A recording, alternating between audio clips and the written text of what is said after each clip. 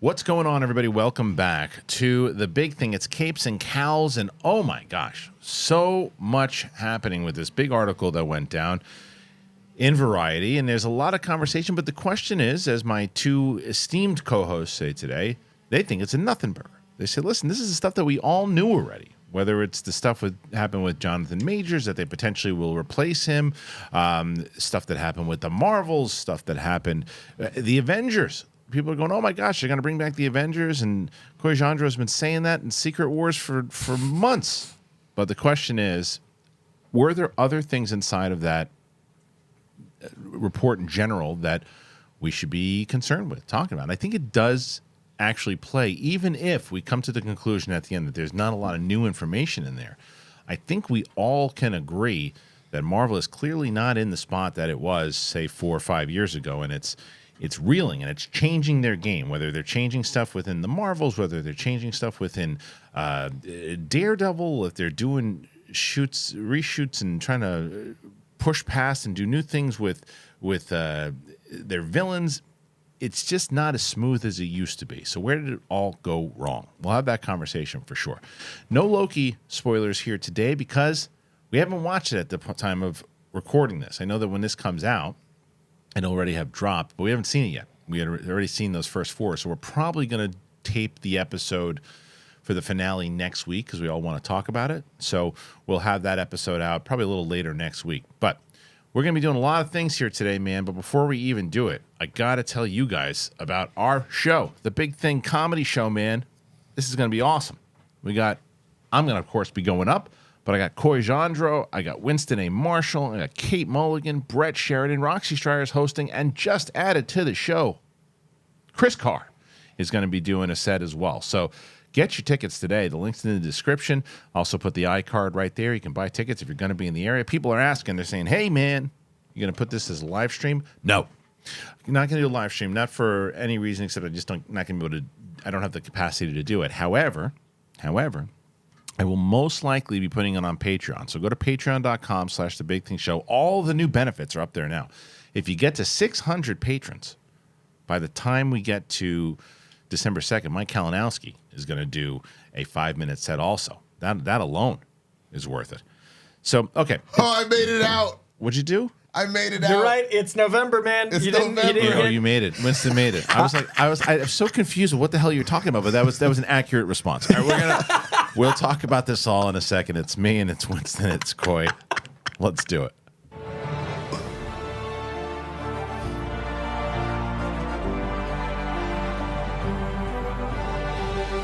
Welcome back, ladies and gentlemen. Capes and Cowls, Coy Jandreau, Winston A.Marshall. Best opening credits ever. That pure glee. It is. So if people don't know what I'm talking about, and you're not free yet. You're actually less free than you thought because of this. I hate saying that to a black person, by the way. I do not want to say that ever again. I didn't put it together, and now that I hear it back, let me there's tell the you. clip out. There's the TikTok. Even though we're talking about something completely different, I apologize. What It's I meant okay, to say. Kristian. I know that every time you look at me, man, you go about 3/5 up my body and then you stop. You know, it's these all real-time good. reparations are really just hitting. What I would love to say is that, Winston, you're not off the hook just yet. And so what that means is that Winston was supposed to go, if we hit 1,000 paid patrons by October 31st, Winston would go to Halloween Horror Nights. However, we made the agreement that once we hit 1,000, Winston will be going to Halloween Horror Nights, but it'll be next year. 2024, I think it's happening. You never know. I could be well employed on a TV show, and then it's like, I'm sorry, the first position, I can't go to Halloween Horror conflict. Nights. I can't. It's a conflict of interest. Go on the weekend. It is a 7-day for a month affair. It's open quite. Scheduling is. Yeah. I went twice. Yeah, we did add one What's for Coy wrong last with week you? that we got to talk more about. Oh yeah, did we land on it? Oh yeah, we got it. Once I think we said 700. Yeah. Once we hit 700 patrons, Coy will be nice to people on the internet for a month. It's going to hurt, especially with this article. I'm sure. I've been so mindful after our talk, but it's still going to not nice, just mindful. Yeah, I'm nice sure. is another animal. All right. Speaking of that article, we got a lot to talk about, and let's start with this. All right, crisis at Marvel. Jonathan Majors' backup plans, the Marvels reshoots, reviving original Avengers, and more issues revealed. All right, so that alone, there's a lot going on in there. So here's what I'm going to do. I'm just going to read portions of this throughout. This is really what this whole episode is going to be today, with the three of us talking about it. I know that I talked about some of these things in the last 2 episodes, but with the guys here, I really want to dive deep into this thing. So I'm going to read the first part of it, and it's this past September. A group of, and this is from Louis Gossett Jr. No, this is from Tatiana Siegel.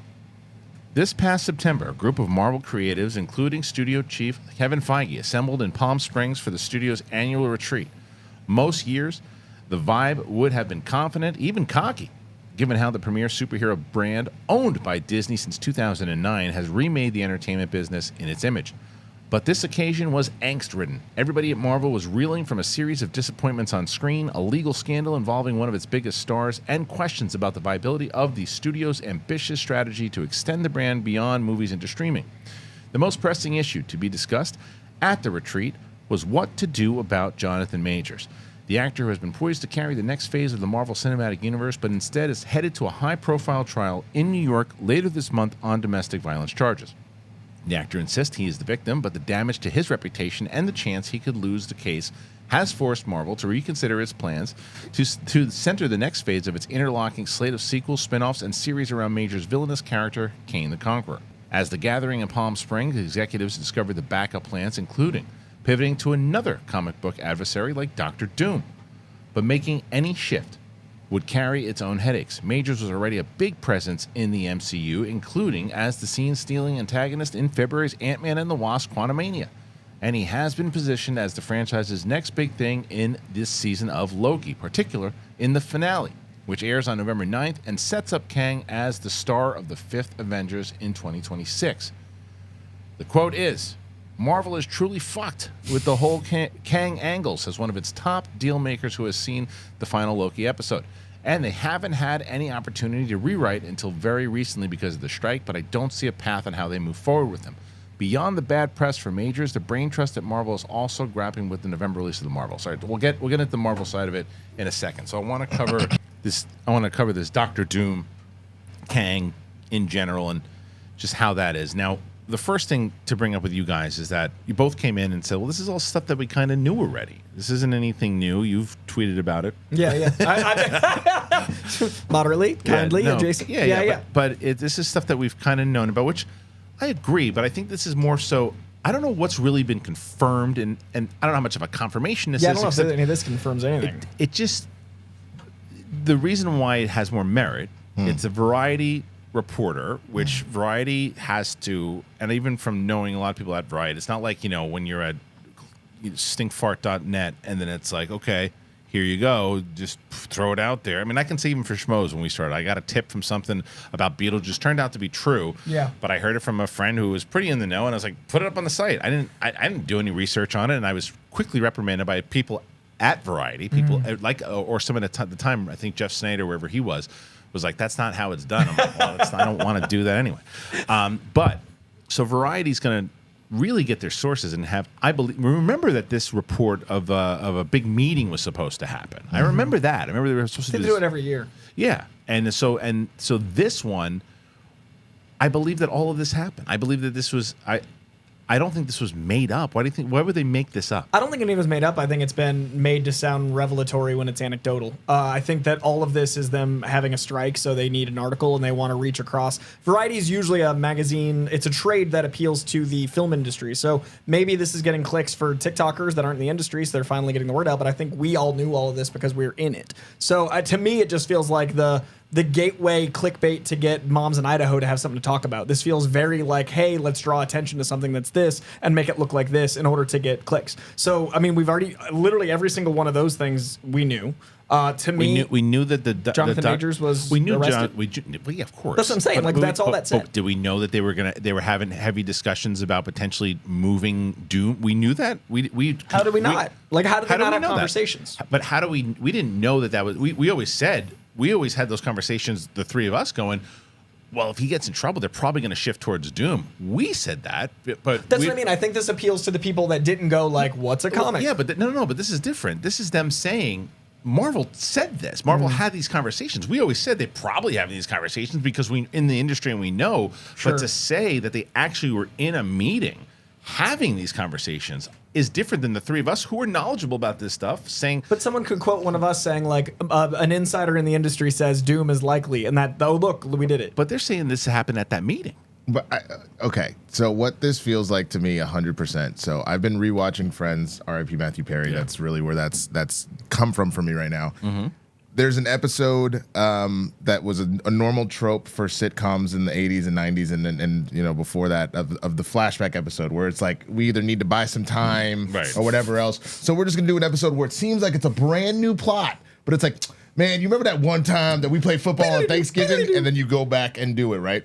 What this article feels like is the same kind of situation. Jonathan Majors has had plenty of legal issues with this entire thing for months now. Right. And that was the talk. I remember there being articles from Deadline and everything else of like, what do we do if Jonathan really is arrested and like all that? How do we go about this entire thing? And we're going to get to the rest of the article, but a lot of this literally feels like that flashback episode of a show being like, that's a really great way to summarize. You know what I mean? We don't necessarily have a lot to talk. There's enough new information in those flashback episodes to cause the flashback to be relevant. Right, but you're not necessarily talking about anything that we haven't already talked about before. But I think that's a different conversation, to be honest with both you guys. I think that there's a conversation like we're talking about where, yes, the three of us especially, we talk about this stuff every week, right? So when there's these situations of what the hell are they going to do? And you're right, the Jonathan Majors thing has been around for a bit now. Like, what are they going to do? Are they going to recast? What are they going to have to see? It's pretty much everything we've talked about 1,000 times over. Right. But this is the first time, and again, it's not 100%, but what they're saying is that this is the first time I've heard at all that people, Kevin Feige, other people, are actually talking about it. They haven't made any statements about it. They didn't make statements, but there were reports of Marvel's been behind the closed doors. What is our backup plan if we have to walk away from Jonathan Majors? I don't remember that. I do. I remember. I remember like us having those episodes, reading those articles, and like they were like, oh, we're reading. I think there's like a speculation type thing. Right. I guess this just seems like more like, and it's still speculative, but it just seems like, look, there was this retreat. It seems to me someone who was in that room spilled the beans to this reporter and said everything that was going on in that meeting and said, look, we talked about everything. We talked about Jonathan Majors and everything that was going on at that time. And then the shift was, what are we going to do? Are we going to focus towards Doom? We have this Loki thing coming on. What do we do? And I think that whoever it was this reporter had a source, and the things that we have talked about was pretty much just confirmed that they've been talking about it, and they have these things. Because you were going to get into the Avengers thing too. You've been saying that forever, but we didn't know that because it makes sense as far as that they would show up in certain ways, but we didn't know that they're kind of relying on them. And again, I don't want to jump ahead, but. Yeah, I think there's more. I think there's more to this than maybe what you guys do. I'll put it to you this way. Like, again, part of why I use that like kind of flashback type scenarios, because again, you'll get a situation where like the one that I just watched is the episode where Joey is going to get his own TV show, Mac and Cheese. He's going to be like he's got the robot cheese, and so because of that, they're like. Joey's like, I don't know if I can do it. And it's like, hey, man, you're a great actor. You remember what you did? And then they went back into it. So, again, you're getting enough from the source that was in the room saying, like... Mac and cheese, source. Yeah, exactly. But then we're just talking about... Like, it would be one thing if it was, like... you know, it wasn't just Victoria that was an issue. Like, it's Luis, right? Yeah. Like Despacito. Yeah. Luis Despacito has some stuff that's going on, and it's like, Like we new didn't hear about. information that we didn't. But the Marvels, like, again, we'll talk about that in a minute. The Marvels potentially being in trouble as far as like post production and all that. We've talked about that stuff, and some of it is new information, but it's just a little nugget. Like, same thing here where they've now updated it. Well, now he's actually going to trial, so now. What is the actual plan? It feels like the strike to me. This to me reeks does. of a 10th anniversary re-release album where they add 2 tracks to the re-release album and they call it an album. And I'm like, okay, cool, 2 tracks. Like, I don't care about the remix. I don't want the Swifties coming after me. But it's 1989 Taylor's version. It feels like the Taylor's version of stuff. And I'm happy for him. It makes sense. She did that specifically because she wants to own her masters, and that's a whole situation. And like, I don't even know what you're talking about.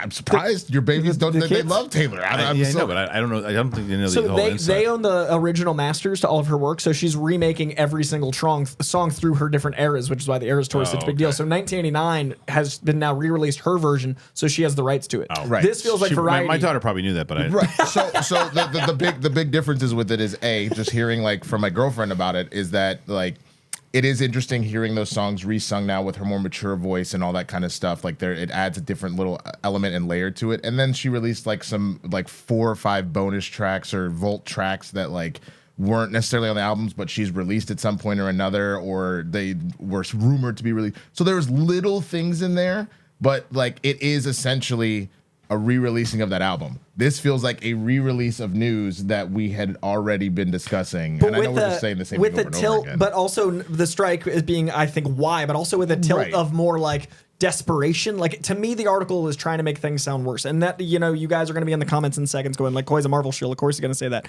I have been very public in me thinking that Marvel's been more inconsistent than ever, but it doesn't mean the doom and gloom that the people that want to already click in this article are typing as we speak. Like, they wrote an article for the people that are going like, oh yeah, Guardians made, 836 million, but look at what this didn't make. It's very much geared toward the negative, even if Sure. they sprinkle in at the end like, but wouldn't count them out just yet. But the whole article is very like, they're trying to find why Rome is falling. Right, they're looking for Rome to fall. Right, and I think what this article does, again, where I think we're just on a different page. Sure. And I think the reason why, for me, is it's confirmation clearly that Marvel's like, look, and it's good news. They're like, The pivot's great. They're like, we got problems. We got a lot of problems, not just the Jonathan Major stuff. We got a lot of problems going on right now, and we got to figure this out. Let's go to Palm Springs. Let's figure it out, and let's put together a strategy. And it's not a coincidence that this meeting happened in September. And then when was that announcement about Daredevil? Around the same time. That's right? a really good point. So they're going, okay, look,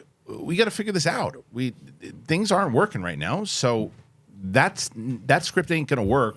The audience ain't going to.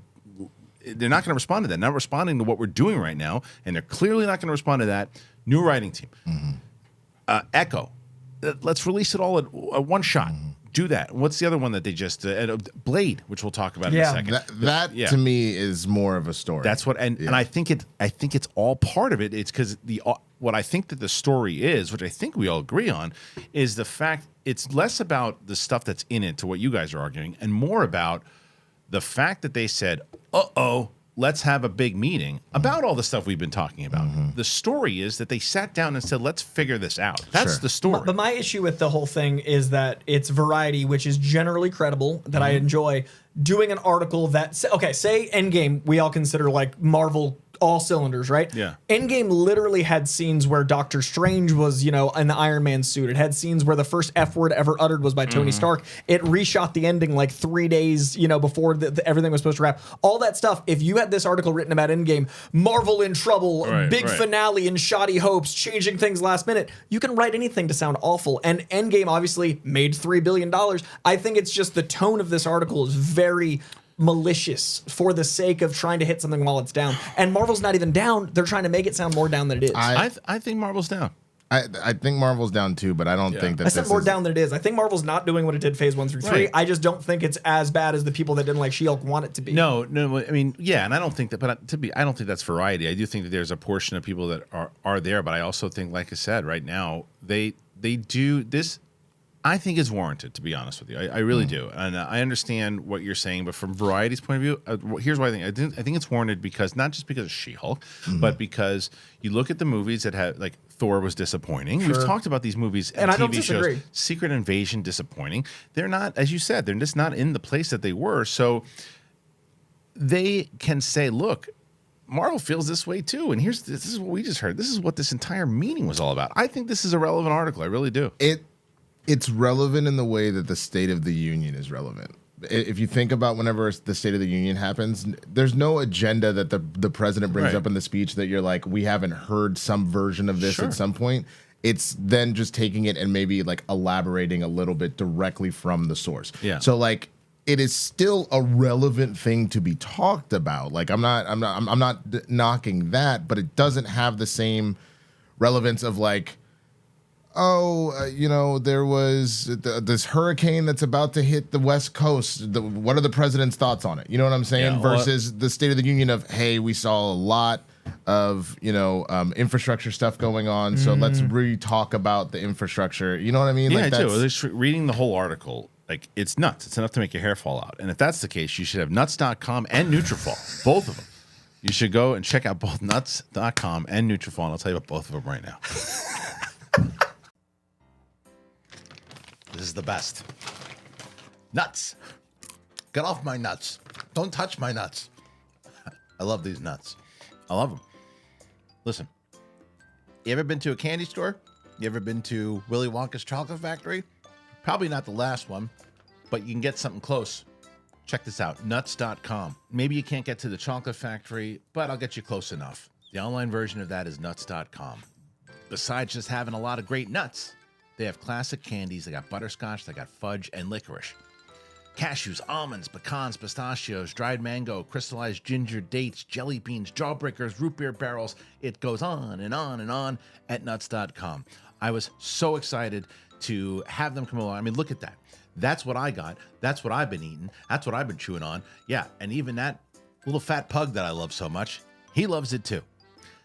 Although he can't really eat nuts, but he loves smelling them. Nuts.com is your one-stop shop for freshly roasted nuts, dried fruits, sweets, pantry staples like specialty flours, and much more. They have a wide selection and means that there's something for everyone. At nuts.com, quality, top priority. They roast their nuts and they pop their corn the same day that it ships. They reach you deliciously fresh. Satisfaction is guaranteed, and I can be a testament. Right now, I'm snacking on these because I love these almonds. They're really good. And I know, not ideal when you're telling people about stuff to have food in your face, but I can't stand it to keep them away from me. They're right in front of my face. I have to eat nuts.com. So again, stay away from my nuts. Get your own nuts. Nuts.com. So listen to this deal. Right now, nuts.com is offering new customers a free gift with purchase and free shipping on orders for $29 or more at nuts.com/bigthing. So if you check out all the delicious options at nuts.com/bigthing, you're going to get a free gift and free shipping if you spend $29 or more. Nuts.com/bigthing. Yes, there are a lot more nuts jokes I could have made. Don't be embarrassed. Don't do it. Listen, did you know that 80% of men will experience hair thinning in their lifetime? It's normal, guys. But it doesn't have to be your fate. You can get ahead of thinning with Nutrafol. Nutrafol is the #1 dermatologist recommended hair growth supplement clinically shown to improve your hair growth, visible thickness, and visible scalp coverage. Nutrafol's hair growth supplements use physician-formulated, natural, science-backed ingredients. Their drug-free, patented technology provides consistent, reliable results without compromising your sexual health. Go to Nutrafol.com/men to take their hair wealth wellness quiz. Identify causes of your thinning hair, and Nutrafol will give you a personalized plan for better hair health through whole body wellness. It works. In a clinical study, 84% of men showed improvement in their hair after 6 months taking Nutrafol men's hair growth supplements.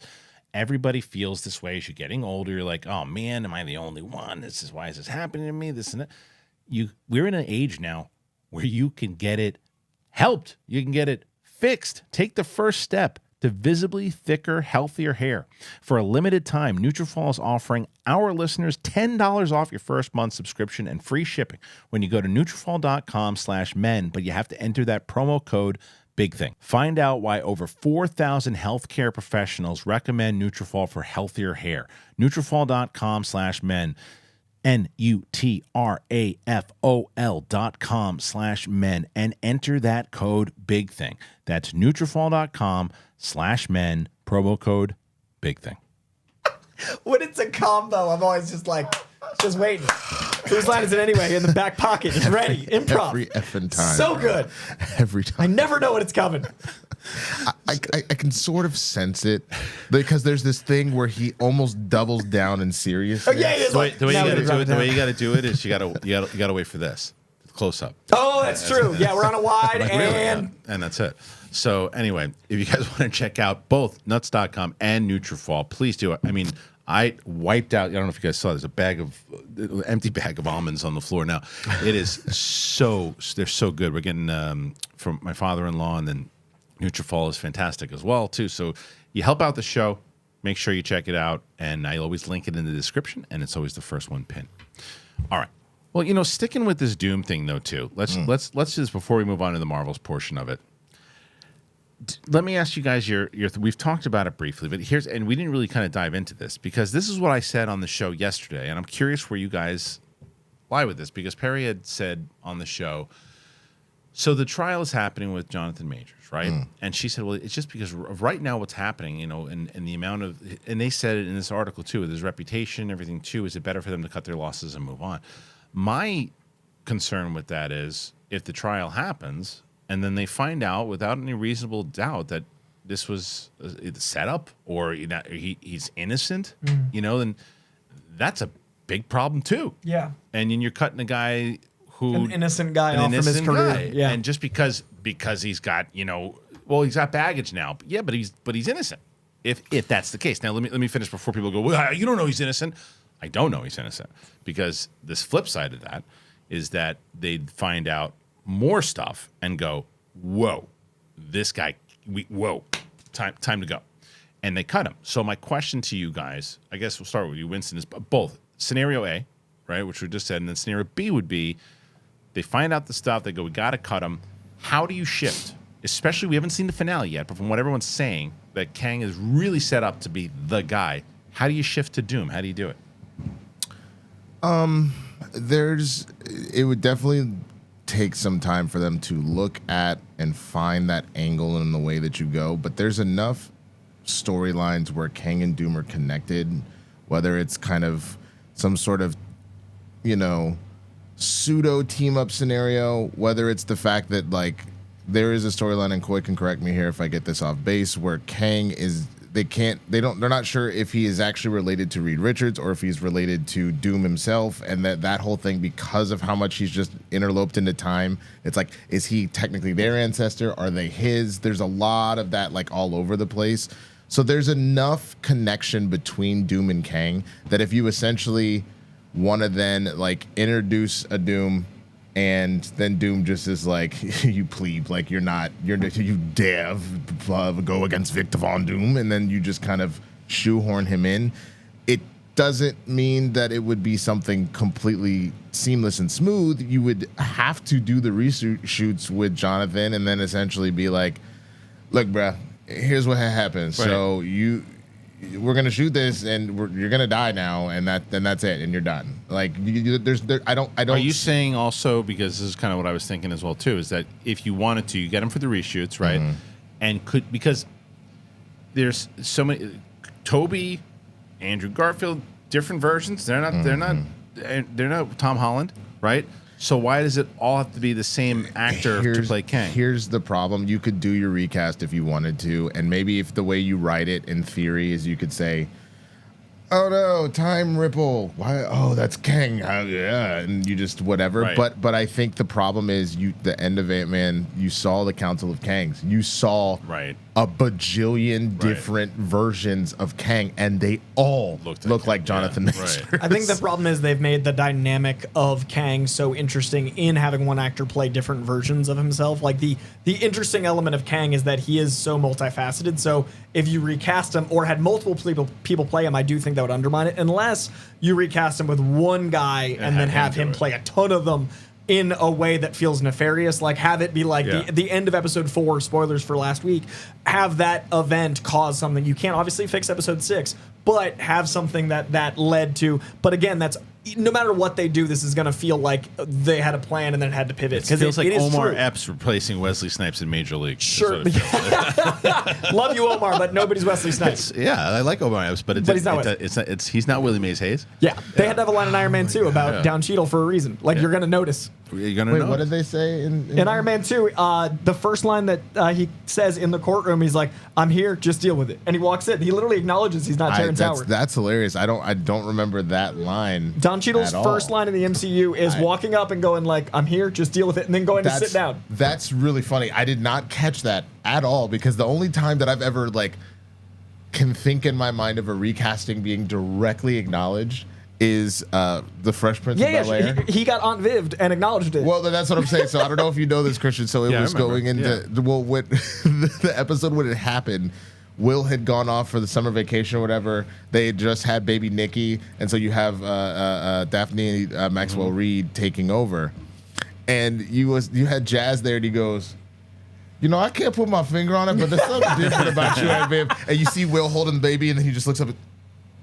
It's the roof episode. You got to call it out if it's obvious. So they could do it, and with the multiverse, they could do it. I don't know. I just feel like because it's so set up in the story, no matter which way you cut it, it's going to be a mess. It's going to be a mess. It's going to be sloppy. I think it's less sloppy at this point, especially if you can get him to do like a scene with the new Kang.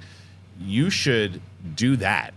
Have him killed by the new Kang and have that be the conquering moment. Because by rearrange, again, we haven't seen the finale, but from what all the reports are is that it really sets up Kang and the Avengers. You just recast if you have to. My assumption, and I haven't seen anything, so this is a total harebrained theory, is that Victor Timely was given the book by Kang by way of Ravonna, and he wanted him to have that book. I think he set in motion the moment where Victor Timely gets ripped apart and becomes the conqueror of time by being a part of time itself. I think Victor Timely is intentionally shredded by time so that Kang can exist, making it an Ouroboros that he controls everything, so it has to look like Jonathan Majors in that case, because that's the one that made it all happen. I think Victor Timely effectively is Kang, because he's shredded by time to cause... I think so too, but I just like... And because of all that, if you then say, "Oh, well, now Doom's the villain," like how? Yeah, how? It would. That's the thing. It would take Doom Dynasty a lot. It would take Doom. Henry Cavill. I'm just imagining Doom now in a camo hat. 100%. He's just out there. He's hunting ducks and Kangs. You dare escape from me, duck? Big beard under the mask. Doom. Henry Cavill with the big Kentucky beard. Also, does Stanley have some against dudes named Victor? Victor Timely, Victor Von Doom. It's a strong, angry name to Stanley. Did Victor piss in his milk in grade school? Maybe.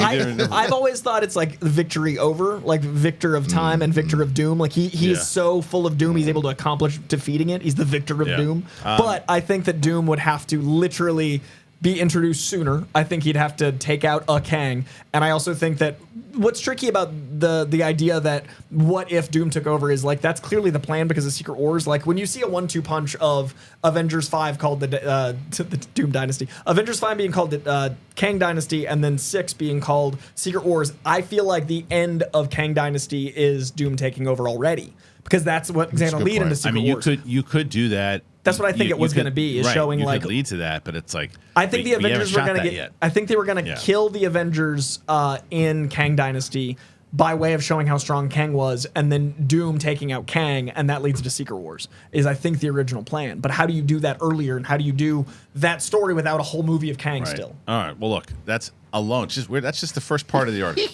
That's just the first part of the article. You guys have seen the other guys, right? Yeah. Dude, why does it feel like, essentially because of the Jonathan Major stuff with all the Kang stuff, it feels very like, there goes my hero. They're off the roof and they're like, right you know now. what? We're gonna jump right into it. Go? It's like, why? Jesus. Like, no. Yeah, that's the Rock and Nick Fury, Black Adam and Nick Fury jump off a building. That is cause problems. That's the first part of the article. Here's part 2.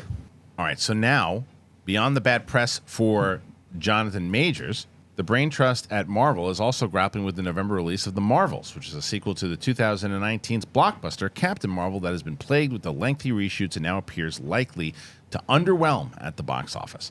This is all an unprecedented turn of fortune for a company that has enjoyed a nearly uninterrupted string of hits ever since it started independently producing its movies with Iron Man.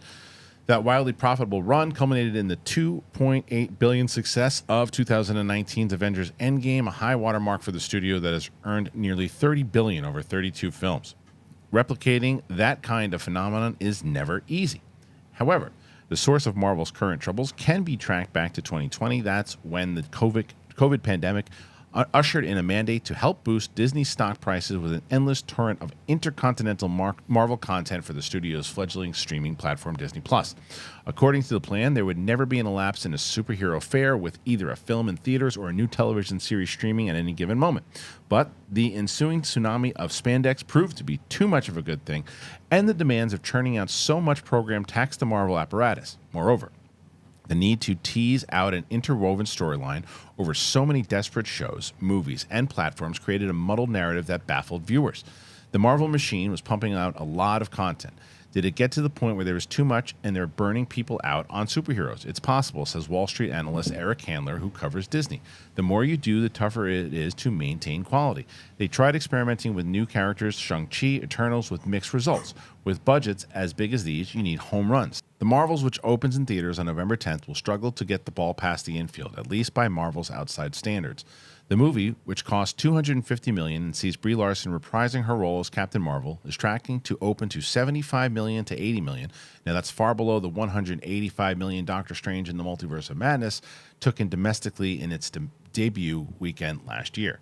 It's directed by Nia Costa. The Marvels unites Larson's heroine with two superpowered allies, Teyonah Parris, Monica Rambeau, introduced in the 2021 Disney Plus series WandaVision, and Iman. That's not true though. She was introduced in as a kid in Captain Marvel.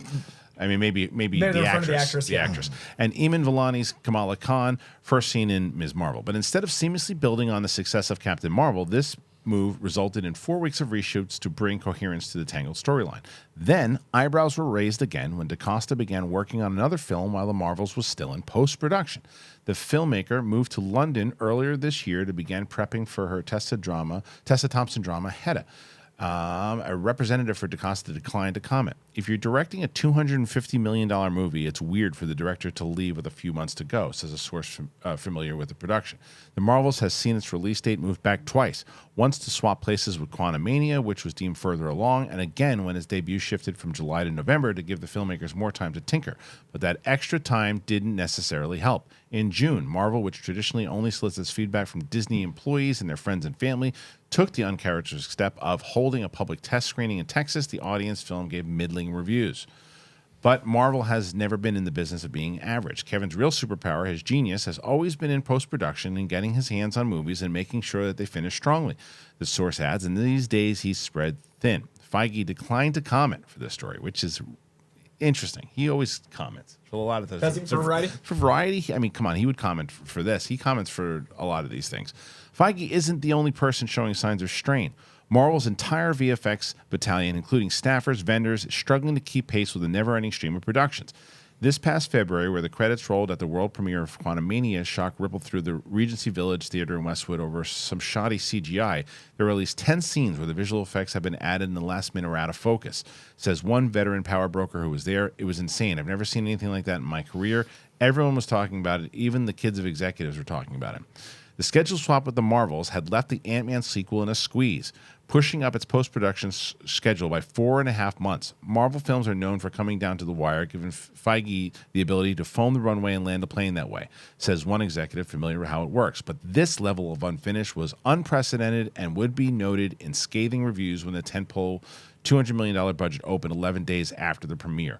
Critics weren't the only ones dismayed, fed up with 14-hour days and no overtime. The VFX workers voted unanimously to unionize in September, sparking an industry-wide trend. All right, we'll go back into the VFX and everything too. So this is where I'm going to agree with you, both you guys, but still say why this is a necessary article. All of this stuff is all stuff we've talked about. It's all stuff that, yeah, we knew that Ant-Man had a problem. We knew that the VFX were a problem. We knew that the VFX workers were being pushed. this is all summarized into one big thing of going, Marvel was so aware of all this, plus the fact for people who, and you, like you said, for people not in the know, to basically get it all in one big, this is everything, guys. If you haven't listened to Capes and Cowls ever, this is everything right here. It's the flashback episode. But I mean, yes, but it's also to show like that Marvel had this whole thing, and I don't remember, and you guys, we might have talked about it on the show. I just didn't remember. I remember Marvel's being moved from July to November. I don't remember it swapping places with Ant-Man. I didn't know. So Ant-Man, I do remember that Ant-Man was supposed to be later, like because when they announced it at D23. Whenever they announced it, that was the original. There was all of a sudden now things were just being shifted all over the place. Because if I even remember, even Thor: Love and Thunder got moved. I think you're right. I don't remember. I think that got pushed up. Okay. Both Ant-Man and Thor, because they were like, we need to kind of home run this, because there was like the mixed reviews about Eternals, there were mixed reviews about the shows, there was more issues because of like whatever kind of COVID and pandemic type stuff. They wanted to make sure that certain movies would have the opportunity to hit in the box office, all that kind of stuff. So everything was just kind of getting reshuffled, retooled, moved around, and then Lord knows if there was any sort of issues on production with scripts or anything like that would mess things up too. So yeah, I remember that. That was a much longer time ago to like draw upon. Yeah. But that's why like I'd say that I said it very tongue in cheek, but I meant it in that a lot of those episodes are for those people that maybe, oh, you're a new fan of the show. You joined season 5? Well, this happened season 1. So same thing. You may have heard little inklings of news here and there. Right. But this is for okay, if you haven't been with us, this is everything Marvel's been dealing with and kind of the angles of Ted. And then on top of that, where we are now. But I think that their approach, and again, why I think that the article is relevant is because they're basically saying, okay, look, they are missing. This was the beast that was hitting everything. They're missing left and right here. Their shows aren't hitting, and I agree with everything that they said that we've talked about before. And even Iger said it. They're putting out way too much. They were forced to put out way too much, and they're pulling back on it, all that. But as the reporters going, look, they're putting all this, and then they got the Marvels coming out next week, and the thing's coming out, and the critic screenings are usually 2 weeks beforehand. Tuesday? 2 days beforehand, with the embargo lifting essentially a day and a half before it drops. So that's not a good sign. So they're going, okay, look, here's this meeting that we know that they had, and they talked about all this stuff, but these are all of the problems. We're going to list in this article the meeting that they had, and then all the problems and all the things that kind of led up to, and more that we haven't even got to yet. So, Coy, I mean, you understand a little bit more. Do you think, or you feel more so as ever? This is just kind of a hit piece. To me, it seems like, I keep saying the strike, but also the hit piece element is, the Marvels is coming out next week, and they want it to do badly. Like this to me is like, okay, when this is like Scorsese's niece or something. Yeah, exactly. Like, well, I think I keep saying, I don't know, I didn't click on the article's name. I know it's Tatiana. I didn't research the writer, but someone tweeted at me and said this is also someone that wrote negatively about Ray Fisher, and that stuff ended up being untrue. And I haven't done my due diligence. It's something I read. I'm being fully disclosure here. But that said, it does feel like the Marvels is next week. There's a strike. There's nothing to write about. And when you see a movie from a director that's been crapped on a lot, and then like 5 years later, you're like, that movie actually wasn't that bad. Right. This feels a lot like someone wanting something to do badly, so you have a negative taste in your mouth going into it. Like, it does seem like she's over the comic book. Sure, and like so many people are, but like there's no positivity about how well Guardians did until the very end. After they framed everything negatively, when they mention all the hits and the billions of dollars, they're saying it as in like they were doing well, which they were, and I totally understand that. But Loki did crazy numbers those first 3 days. Guardians did exceedingly well. Spider-Man did gangbusters last year, or whenever it came out. But yes, there have been negatives. It's just the framing of everything leading up to the Marvels to tank, which hurts me because this is Nia DaCosta, who's the youngest ever director hired by Marvel. She was 30 when she got hired. She's done incredibly well with things like Candyman. She was given the reins to this giant tentpole with like 4 movies under her belt, and they show a movie to one audience maybe in Texas, and it gets middling reviews when it clearly wasn't done, and then they frame her film in post-production, going on to do another film, if that was like Spielberg famously was in post-production on either Jaws or Schindler's List, I forget which one was one, and then went to film the other one, and he was like applauded for it. He was like, I can't believe you did Schindler's and Jaws back to back, post-production on one and then started the other. That's what she just did. And instead of being like, good job, it's like this woman that's 30 years old is getting more work and going to film, because Marvel famously has said they were too in control of their post-production. Well, here's the question, though. Here's the question. It feels like manipulative. Here's the question I would ask, because again, we don't have enough information in using the Spielberg thing. Even though Spielberg might have left, he was involved in the other stuff too. He was on the phone. He was making sure that there was things going on, and he didn't leave the project. Right. And I don't know if that's the case with Neil DeCosta or not. We did. Yeah, it doesn't say she. I mean, I'm just she has saying, phones in London. Right. So hypothetically, too, from what they said, this thing with this quote, the anonymous quote of like, it's weird that a director would just leave. Well, that's their phrase. That's their phrase. They also said like 4 weeks of reshoots. Then she moved to London and tried to make it sound like she wasn't there for reshoots. Right. I assume she was. The thing that stands out to me in that is why didn't the reps respond? Her reps should have responded to that. That's part one. Part two is I think that they might have after this came out, because Perry on the show on the way over said, and I didn't have a chance to look at, but they had actually said that was refuted. So there's a possibility that was refuted, and that was. I'm just saying though that whatever it might happen, whatever. There's two scenarios. Scenarios one, exactly what you're talking about. She was very involved, and because my pushback to it is, let's say that she wasn't, and you're like, well, other directors did that too, like Spielberg, whoever too. Yeah, but Spielberg at that point was the one who kind of put that movie in both those movies in motion, right? Directing, producing, all that. A 30-year-old hired gun, my argument would be there from start to finish. If it's one of your first big gigs ever, be there from start to finish. But we don't know. Also, she has no control over it at that point. Why lose out on a gig that you have control over to be sitting in the room in your hand? Also a good point too. But what I'm saying is, and we don't know the answer to this. Right? Was she involved or was she not? Even if she's working on that movie, because you shouldn't give up that gig. You should be working on the other one with Tessa Thompson as well too. But you should be as involved as you can be if you're supposed to be. But there's too much information missing about this to call it whatever it might be. And how many narratives do we have? Sorry to interrupt. How many narratives do we have from people being like, look, it wasn't my movie in the end because of the Marvel system at that time, which seems to be changing. Even Taika Waititi was like, Love and Thunder wasn't what I made. Like, if we know historically up until this big zeitgeist shift that Marvel takes the reins and runs it through post-production, if she knew that, especially with her quotes, 2 months ago, saying would she like, stick around why would she lose out, in my opinion? Yeah. I mean, there's two things that I wanted, like, so just specifically talking about like Nia leaving and all that. The other thing to keep in mind with that stuff is with a lot of these contracts for actors, writers, directors, you have the whole idea of first chair versus second chair, like a first position, second position, as far as like what contractually you are obligated to do or be a part of up to a point, and especially knowing that, like we just mentioned, Marvel, Feige, the post-production team will kind of take the reins and go from that point. It is also very possible, because of all the shifts that ended up happening with scheduling and all that, yes, of course, she still has obligations to the film. But like you said, if you have that Tessa project, it was set to be in first position at this date. Right, that's true. And all the push, and especially all pushbacks for reshoots and all that. Right. Sure. Someone like Tessa Thompson's booked for the next 5 years. Right. So it was like in the way that like Cavill with the whole mustache situation, he had to go do another project. We don't know enough details about it. We really don't know enough details about it, because this is the section that got me hyphy. Apologies. Yeah. This is when I was reading the article and I was like, what the? And then it made me think badly of the whole article, because I had gotten to the beginning, so like, okay, let's see if there's something new. And I got to the second section, and I was like, are you just trying to piss off me as people?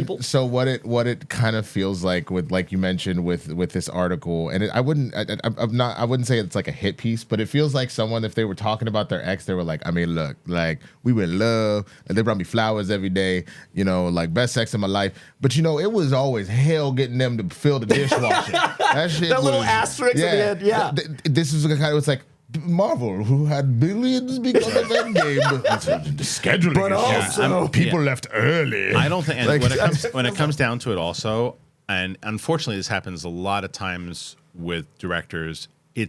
I don't think right if she's going to be the one that's blamed for this, because this movie's going to not. more and more we get closer, it's going to be a failure. Did y'all see? Did you see the scene they released? So sick. The one in the living room. The fight scene. I didn't like it. Oh, I liked it. I didn't like it. I thought the tone. When I saw the tone, I was like, oh yeah, that's what I was worried about. The fighting looks hokey. It's the kind of stuff I'm not excited about. But the reason why I think it's going to be a failure is because of what they said here, $250 million. And it goes back to what we'll get into the next spot. If this movie was made for 120, I'd be like, they're doing it right. We've been talking about that forever, and that comes up soon. Yeah, they got a shot to do this, but with 250, and it shouldn't be blamed on Nia DaCosta. It really shouldn't. And a lot of times, I think it's we need to see the movie first. Right. We need to see the movie because you could look at certain things and go, well, that wasn't directed very well. Right. But I thought the scene was directed. I love seeing some new motion and some new flavor. That's what I dug. Is it didn't feel like a sterile lock-off frame. It had energy to it, which I think is important for a cosmic character. I think a lot of people dug it. I think that the quote that I don't know if it was Nia DaCosta that said it, but I saw a quote that it's going to be played more into a full-on comedy, and you guys know how I feel about that. So like right now, I think that they need to get away from that. The comedic beats, like what was the one Loki, I think, has been doing it brilliant. Balance comedy and drama. Other than that one episode we all only didn't like. Yeah, but even then that was bits and pieces. Just us. We're the only three Greg, that didn't. The three of us and Greg are like, didn't like it either. Yeah. So, but that show is doing it brilliantly. It's doing it brilliantly. There's a lot of serious moments and good moments, and the humor in it feels real. It feels like it's supposed to be, and maybe that's what this will be. I can't tell you how wrong I want to be about this movie. Yeah. Because the more and more that we get closer to it and all these reports of how much it lends itself to the same problem that Fast X had and Indiana Jones had. Stop making movies for this much money. Stop it. I think the way we have to look at that, to be honest with you, as far as those budgets, because the wake up call was this year. Right.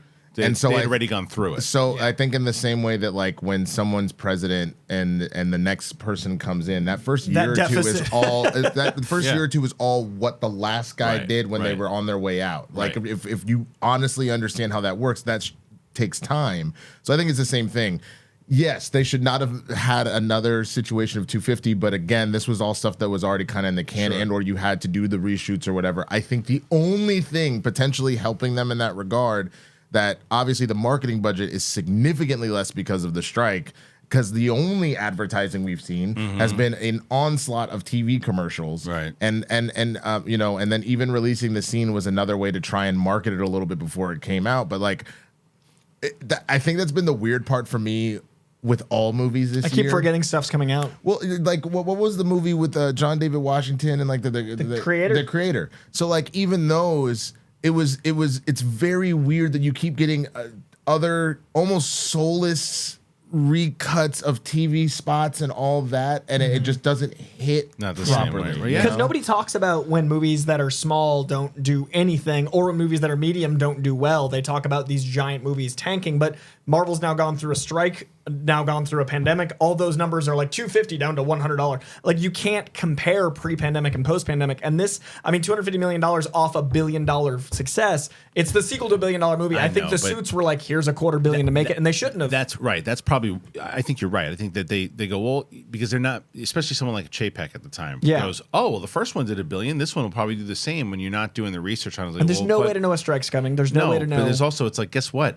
Endgame was in between. It was Infinity War. It was sandwiched in. It was a great. That's why, to be honest with you, part of what has plagued Hollywood recently, as far as a lot of these budgets and then the subsequent box office, is it's too many number guys and not enough people that are actually in it that are making those decisions very clearly. Because again, you're thinking to yourself with Indiana Jones, well, we brought back Star Wars. Star Wars popping out billies.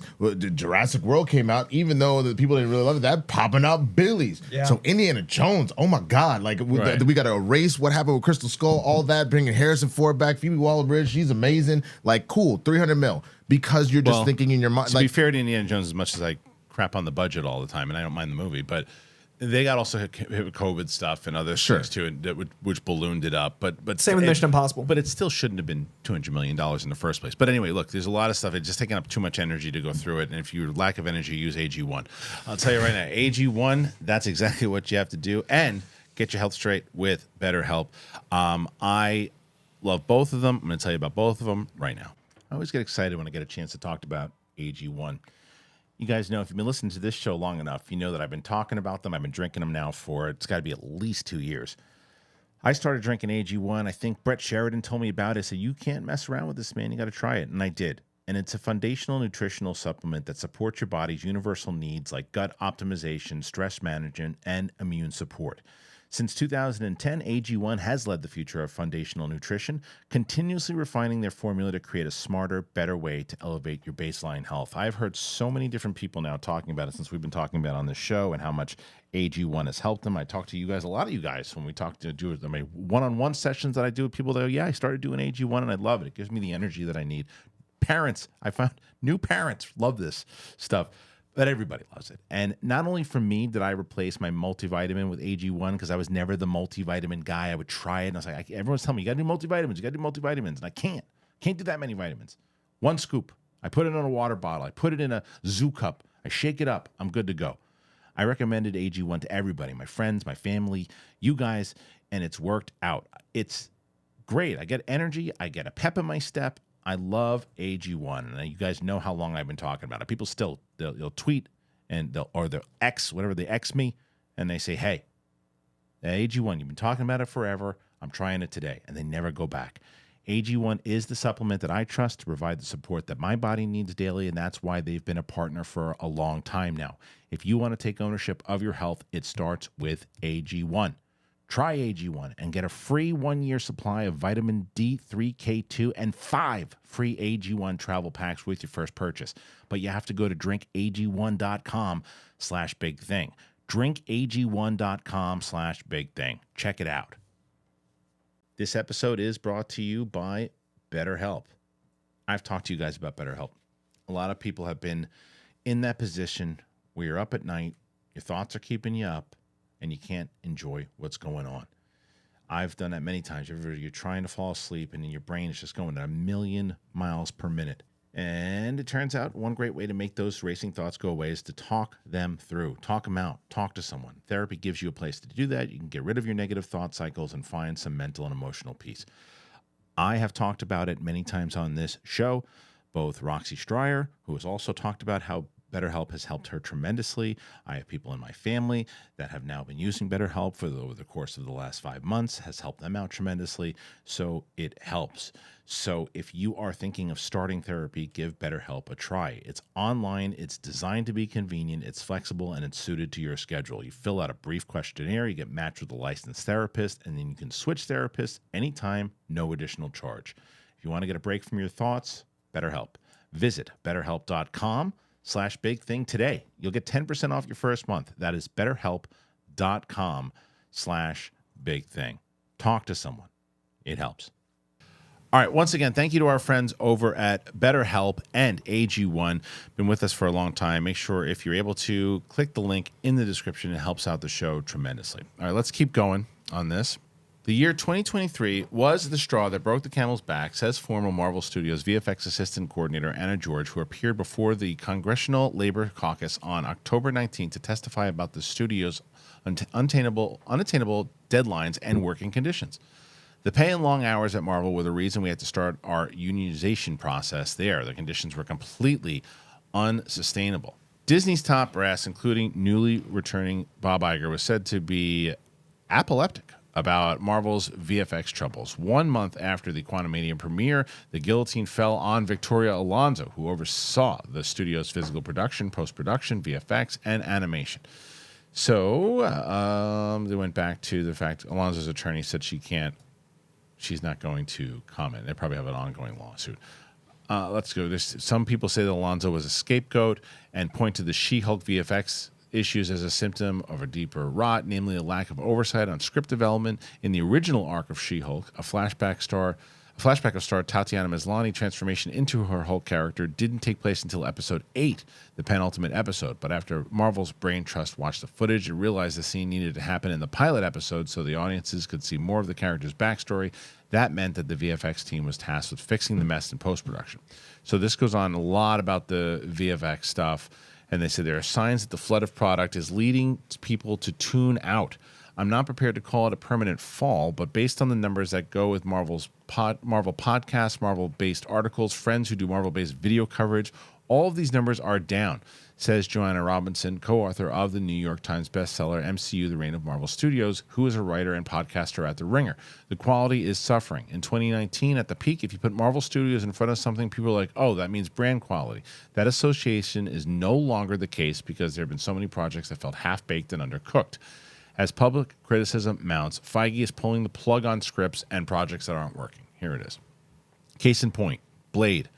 Mahershala Ali signed on for the role of the vampire. Things looked promising for a 2023 release date, but the project had gone through at least 5 writers, 2 directors, 1 shut down 6 weeks before production. One person familiar with the script says the story at one point morphed into a narrative led by women and filled with life lessons. Blade was relegated to the 4th lead, a bizarre idea considering the studio had a 2-time Oscar-winning Ali on board.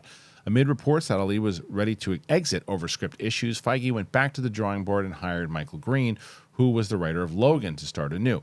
Speculation around the town is that the studio is looking to make the film for a budget of less than $100 million, a deviation from Marvel's big spending strategy. With Iger publicly acknowledging the downside of Marvel TV that was diluted in focus and attention, the keepers of the comic book empire are considering some dramatic moves. Sources say there have been talks to bring back the original Avengers for a movie. This would include Robert Downey Jr., his Iron Man, Scarlett Johansson's Black Widow, both of them who were killed. And if it was able to bring these actors back, it wouldn't come cheap. Sources say that Downey's upfront salary for Iron Man 3 is around $25 million. Is that going to solve Major's problem?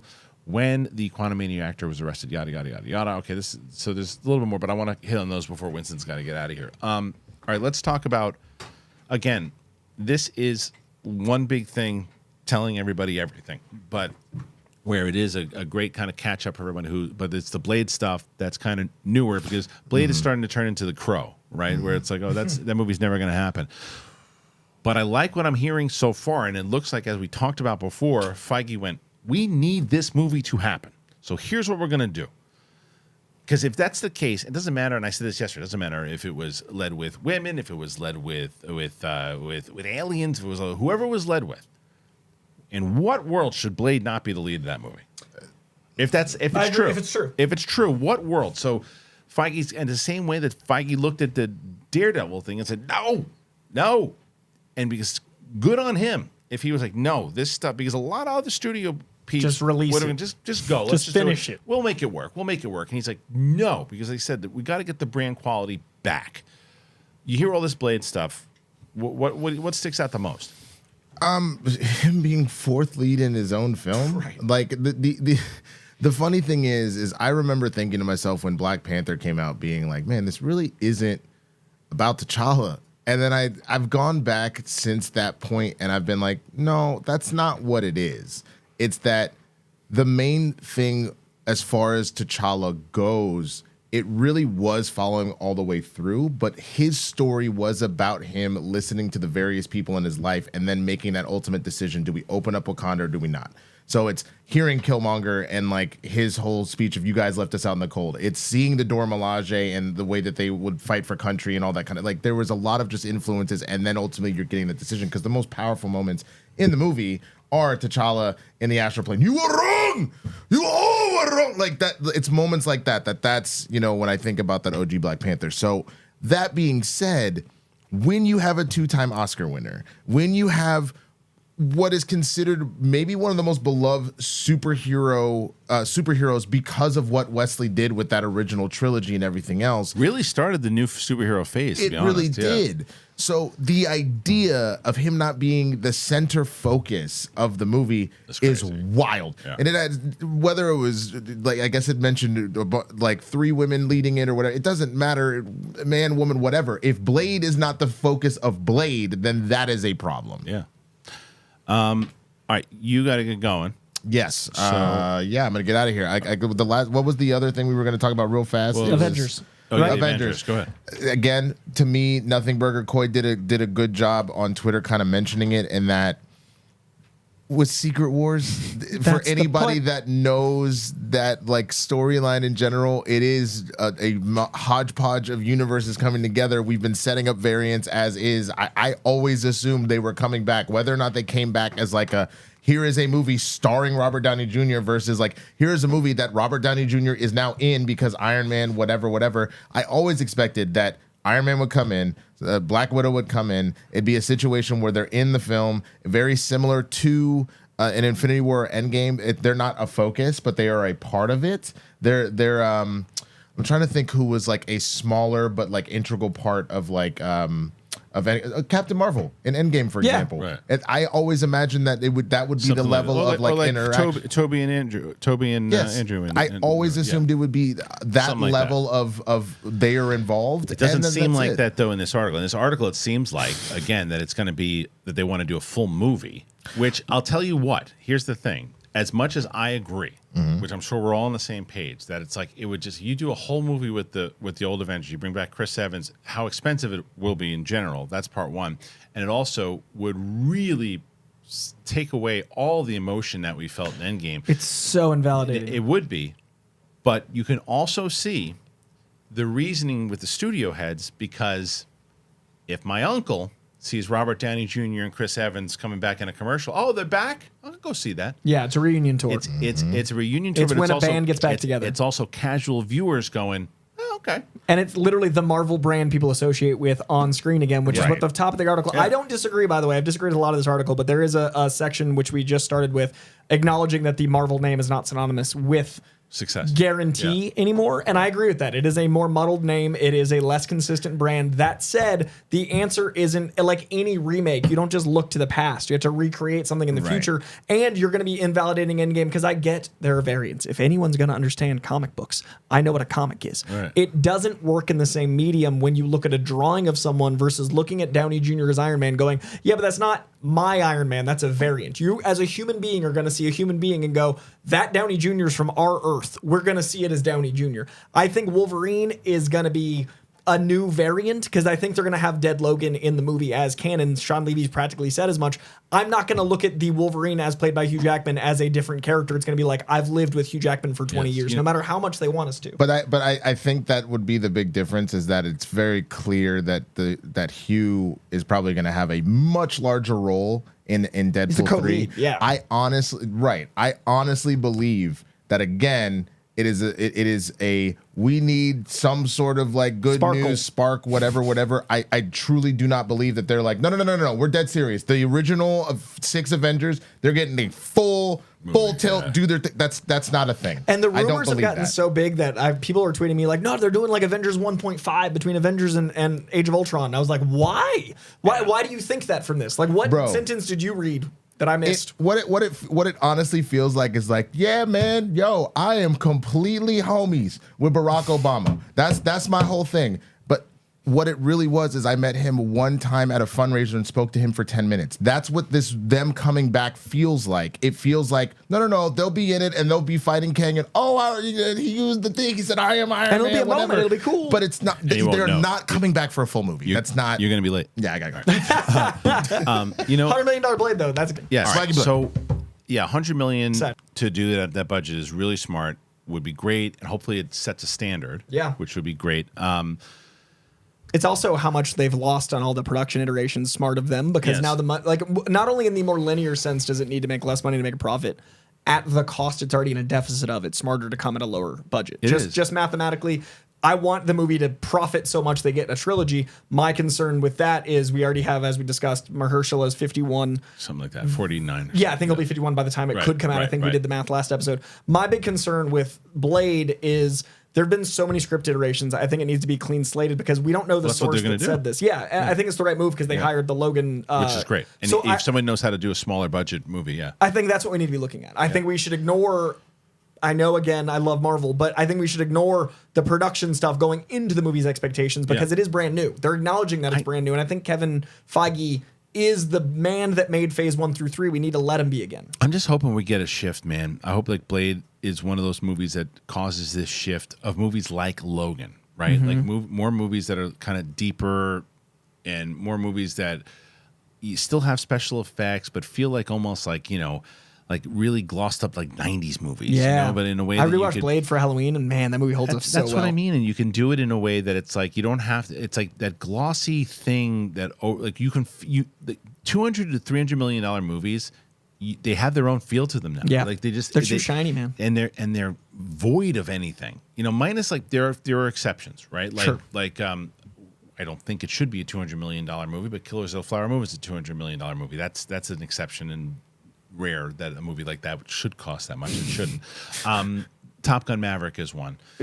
Beautiful, and the shine worked. It's a different shine. It's about the movie. It's the whole movie's about the end of movie stars. It needs to be a shiny movie. But there's a story involved. Sure. There's emotion involved. Endgame. And like Endgame's like an endless budget. And Endgame like earned its budget, right? Through 30 movies. Yeah. I also think. Sorry. I also think question. Blade is the first time this feels like Kevin Feige looking at James Gunn and going, "All right, I see you." To me, when the Blade, like that part of the article, $100 million, I was like, "Oh, Swamp Thing's coming out." Like to me, this feels like the beginning of what I've been waiting for. The competition between DC and Marvel is going to make them both better. I think that I think this is already something that was said, is that they're going to scale back on budgets. They're proving it. They're going to focus more on quality.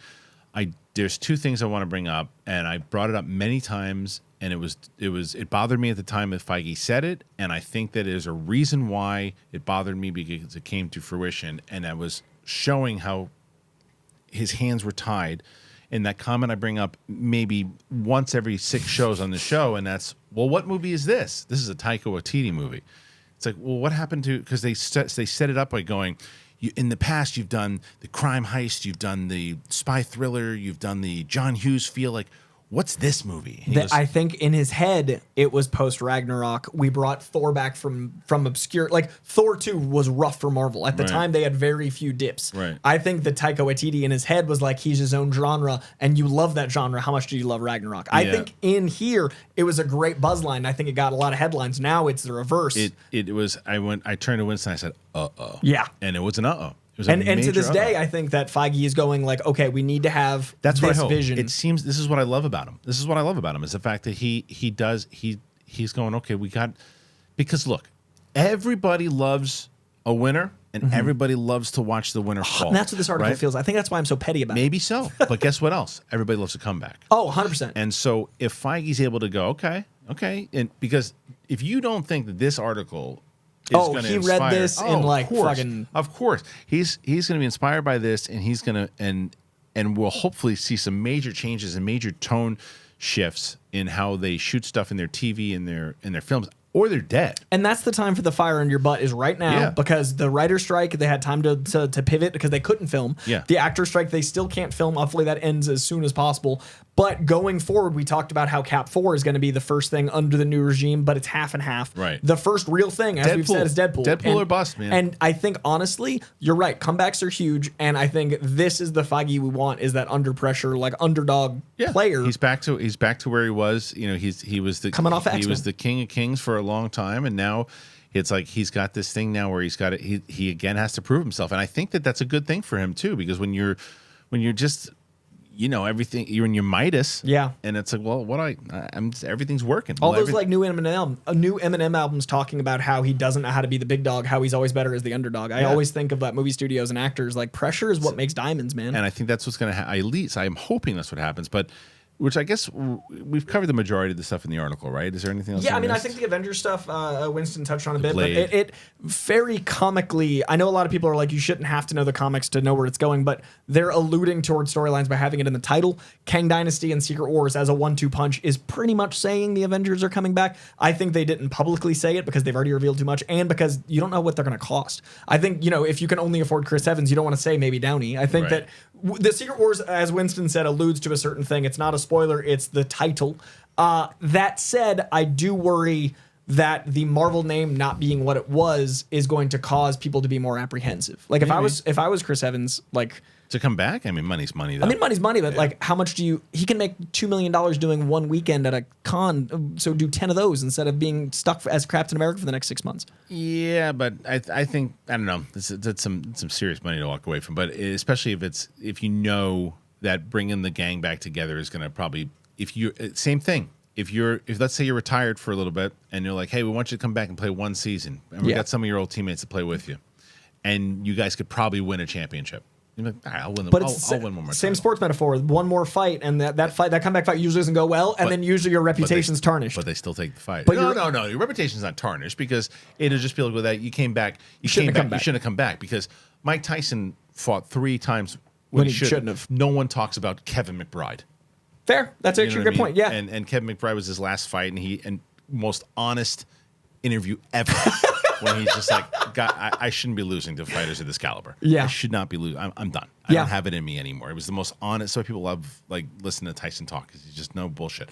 But going back, and the last question I want to ask you, because again, I'll scan over the article, see if we missed anything else too. But the last question is this. I know that, No Way Home worked well. And I thought the cameos used inside of it for the multiverse worked well and not cameos, bigger roles, but it made sense. I thought the stuff in multiverse was ridiculous. There's no reason to use Patrick Stewart and John Krasinski. It was ridiculous. Should they have scrapped the multiverse? Is the multiverse a bad idea? To spend this much time, this much content, maybe not this much time. I think the issue is it should have been a very curated series of like 6 things, not 16 things. Right. I think it's the abundance. I think the multiverse is something people can comprehend if it's linear. I think it's already complex enough that if you add disparate parts, it gets muddled. Too confusing. And I honestly think that they have to end it with an ending now, though. They're too far gone to just be like, like it's literally, I think we're in the middle of the second act of this 3-act structure. Yeah. I think Secret Wars is the end of the 3rd act. I think that Kang Dynasty is the beginning of the 3rd act. I think that starts the crescendo, and then the end of everything is Secret Wars, and then you come out with a clean through line. I think Secret Wars is going to give us a holy timeline, a sacred timeline. I think it's going to give us X-Men and Fantastic Four, but they're all going to be linear, but you need to end it. So you can't at this point just go like, well, that didn't work. It was a great experiment. I just think that Chip had given too much. At this point, you're already into it. But and I guess this is the last question. Feige, right? Because he's right now he's this is using the sports metaphor. This is a guy who's won multiple championships, Hall of Fame producer. He's a guy who's just like he could do no wrong. He might have, depending on how this all goes, he might have stuck around for one fight too many. Right? Like that's another thing though, too, because he just was spread too thin and that just kind of exhausted himself. And all of that. However, the flip side is if he turns it around, if all these movies start to do well, what's the future for Feige? Does Feige say, all right, if I'm Feige, this is what I'm saying. I'm going, okay, I had my shot to do the Jordan, hit the shot, walk off the court. I didn't. Mm-hmm. So now what I think I could do is turn this ship around, get some big wins with Deadpool, get all the way to whatever the Avengers movies are, get those big wins, and then walk off the court, whether it's go to a new franchise with Star Wars, take another executive job somewhere else, walk off the court, give everybody, look, I just set up X-Men for you. Mm-hmm. You can now do a Storm movie, you can do a Wolverine movie, and then in 4 years, then you do an X-Men movie the same way that we did it. I set it up for you. I'm gone.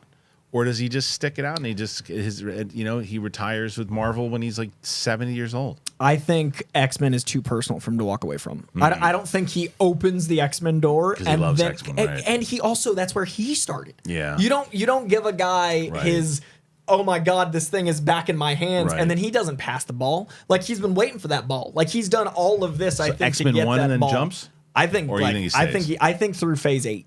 I mean, I wasn't going to keep calling him. He's just going to stay for a long time. I think like he's like 40, 50. No, he's got to be 50. If I was going to guess, I'm going to say that Kevin Feige is 54 years old. I'm going to go 49, just on the other side. I'm going to go just the over-under. 50. Hey, we're both wrong Very exactly close. in the same 50 direction. 50 years old. Okay. All right, so I'm going to say 60. I'm going to say another, another 10 years. 10 years? I That think gets him that's through accurate. X-Men. And then I think he wants to be back at the height of his powers, and I think the big Hail Mary is X-Men. I think from the last experiment, we saw that the unknown characters didn't work as well. I think their ace in the hole is X-Men and Fantastic Four. I think they know that. Yeah. I think that their ace in the hole publicly is Iron Man, Captain America, Black Widow, but I think their real ace in the hole longevity-wise gotta is get there. X-Men. And And they they got to gotta get there. They got to end this journey. I think that the Infinity Saga is, phase 1 through 3. I think just importantly is the Multiverse Saga, phase, 4 through 6. But I think that he wants that 7 and 8, maybe 9. No, but do you know that if they would have not done this whole storyline with the multiverse thing, because I know at the time they didn't have the rights yet for X-Men, but if they just would have stretched a couple things out, they could have already been in the X-Men films right now. Well, legally, I don't know. We kept hearing rumors about. I thought it was over. I don't know what we're. I've never been a lawyer with really Marvel, knows, but right. we keep hearing conflicting stuff. We keep hearing like they can't say mutants still this year. They can't use these Well, you can characters only until use. this That's year. right. You can only use. That's why they put a Hugh Jackman in it, because you couldn't use Wolverine. You could only use the actors that were contracted to In play the prior them. ones. That's why Xavier was in. That's what we heard. Right, that's right. And it seems That's very right. specific to That's not. right. That's so right. I think that So they were we kinda had to get to this stuck point. with it. Also, Yeah, if you okay. look at the storyline, how else would you want to do it except multiversely so you can use them earlier? That's why I think they got put in the Right. multiverse pocket. That's right. I think this could have been an incredible storyline with half the properties. Yeah. And I think it would have been really ballsy to, if we weren't living in 2023, I would say have Endgame come out, take 2 to 3 years off, not 5. Everybody's saying 5. I think people would have forgotten stuff. People forget stuff in a year. Yeah. The Spider-Man was a year and a half ago. It feels like 20. But I think people forget stuff too quickly. But imagine 2 years off, come back Multiverse Saga, do it for 3 or 4 years, and then X-Men. And that would be your limited, sweet like one or spot. two movies, one show. One show, 2 movies, have Yeah. your summer, have your winter, it. have a streamline, and then X-Men, Fantastic Four take off. Maybe that's what they start to do now, but it'll stretch it a little different. But they've got a lot of things. They got a lot of things to do in order to make all this happen. But again, this is just that article alone. I probably already at this point I might have a spoiler up at this point for Loki, but we'll be back for the finale next week for sure. We didn't even get a chance to really talk about Gen V, which I'm about 5 episodes in, and I should be caught up. Maybe we'll do a full-on non-spoiler review of the season next week, because Coy's finished it already. Winston will be done with it, and I'll pretty much be done with it next week. But all right, before we go, Coy, where can they find you? You can find me at Coy Jandreau all over every social media. You can find me at Real Rejects doing long-form interviews. Just started up a show called That's a Great Question. And you can find me hopefully at more cons, because I'm really trying to do more of those. I really love meeting people in person, because it's like the anti-internet. People like celebrating comics makes me happy. So hunt me down. I'm hoping that the SAG strike will get a deal done by this weekend. Hoping, crossing fingers, we'll see. If you didn't do it, if you're going to be able to be in town, make sure you get tickets for December 2nd, man. December 2nd at Flappers Comedy Club. Links in the description. We're so excited to be doing this full-on comedy show. It's myself, Brett, Coy, Winston, Roxy Stryer hosting, Kate Mulligan, and Chris Carr, all doing stand-up comedy that night. So please, please come on and join us if you can. Make sure if you haven't done that, man, hit that button, subscribe to the channel. We're almost at 100,000. Thank you for joining us on the show today. It's myself, Winston, and Coy. We'll see you next time.